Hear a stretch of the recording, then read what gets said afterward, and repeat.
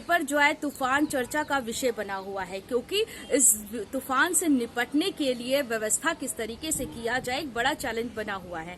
लेकिन उससे पहले ये भी समझना पड़ेगा कि बिपरजॉय इसका नाम क्यों रखा गया है और इसके पीछे की इतिहास क्या है, आखिरकार तूफानों का नाम क्यों रखा जाता है।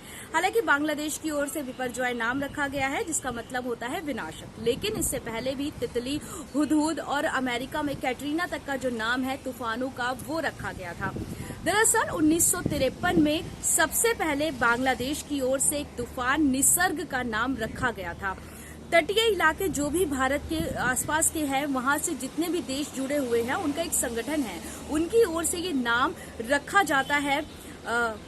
मालदीव की अगर बात कर ली जाए, बांग्लादेश, श्रीलंका, पाकिस्तान, भारत और खाड़ी देश जो हैं वो ईरान, इराक तक के सब मिलकर तूफानों का जो नाम है वो रखते हैं, क्योंकि अरब सागर और बंगाल की खाड़ी में उठने वाले तूफानों की वजह से इन देशों के जो तटीय इलाके हैं वो प्रभावित होते हैं।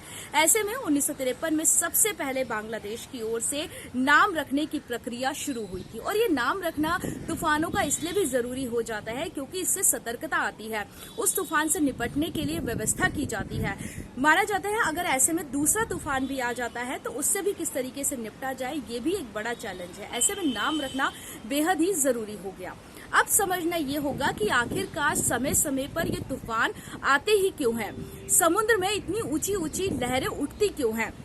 समुद्र में समय समय पर तेज गर्मी बढ़ने की वजह से जो समुद्र की गर्म लहरें जो हैं, गर्म हवा जो है वो ऊपर उठनी शुरू हो जाती है। गर्मी जब बढ़ती है तो जो हवा का दबाव है वो ऊपर उठने लगता है। ऐसे में नीचे का जब एरिया खाली हो जाता है तो आसपास की ठंडी हवा उस एरिया को भरना स्टार्ट कर देती है। ऐसे में ऊपर उठती हुई गर्म हवा और नीचे की ठंडी हवा का आपस में टकराव होता है। नतीजा ये होता है कि तेज तूफान आ जाता है। लहरें कई फीट ऊंची ऊपर उठती हैं और आसपास का जो एरिया होता है उनको बर्बाद कर देती हैं। इतनी तेज गति से हवा चलती है, बारिश आती है और लहरें इतनी ऊपर तक जाती हैं कि आसपास जो भी एरिया होता है पूरी तरीके से उसकी चपेट में आ जाता है। और तटीय इलाकों में क्योंकि जहाजों का काम ज्यादा होता है, विशेष तौर पर वहाँ पे एयरपोर्ट भी होते हैं, जहाजों के लिए पूरा बंदरगाह जो होता है, वहाँ पे बड़े बड़े करोड़ों की लागत से बनाए हुए जो जहाज होते हैं वो होते हैं। वहां पर काज करने वाले लोग होते हैं, क्योंकि जहां पर रोजी रोटी के लिए लोग पहुंचते हैं। व्यापारिक क्षेत्र वहां पे ज्यादा अच्छा होता है और अर्थव्यवस्था के लिए भी वो क्षेत्र काफी फायदेमंद होता है। लेकिन अर्थव्यवस्था को भी इस तूफानों की वजह से भारी नुकसान का सामना करना पड़ता है।